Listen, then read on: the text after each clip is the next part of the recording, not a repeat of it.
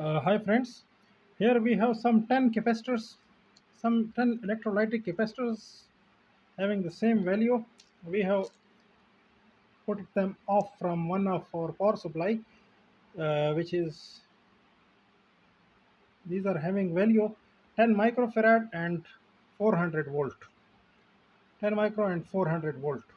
So these capacitors, they have been come from from a few power supplies, not one but a few power supplies, a few equipment we have repaired, and these capacitors we pulled off from that power supply.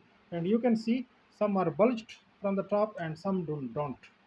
As this one is bulged a little bit, this one do not bulge. This one is a little bit bulged.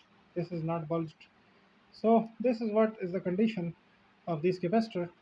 Now we are going to test these on our homemade ESR meter.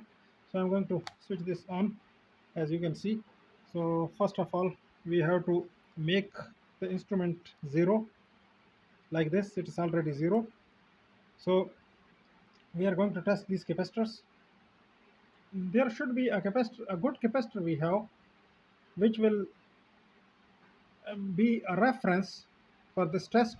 But as we know, this capacitor is a little bit good, not too good, but it's a little bit better.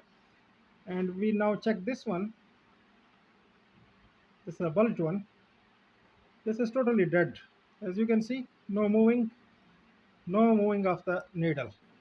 So this is bad. Here is another one. This is also very small movement it can show, but it is having no movement at all. I mean to say little small movement is there. This is also bad. Bad are all, but very bad. You can say this is the worst. This one is also the worst case. You can see almost no movement. This one, I'm going to check. This has no movement. This one has no movement. This one is having a little bit deflection only. So now we are going to check this one. Have no movement, no deflection. This one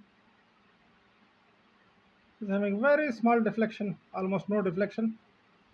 This one is having almost no deflection, and that one have a small deflection.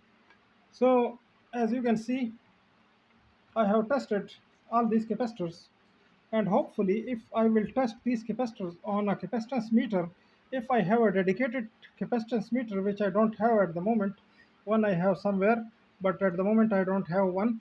uh, I am hoping that the capacity, the 10 microfarad capacity, they will show correctly. Even these capacitors are bad. These are the worst case capacitors. They don't work in the power supply. They didn't work in the power supply, and we replaced them.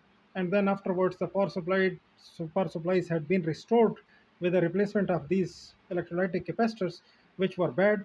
Of course they were bad, as they are not showing any good result on my ESR meter. So this thing this thing is a very useful device. You will be able to understand, I mean to say, you will be able to diagnose very in a very good way and practical way with these capacitors. These capacitors are almost everywhere. Any power supply, anything like this power supply, you can see this has many capacitors. As you can see, there are capacitors. Here is the capacitor, here is the capacitor, and there will be some more also.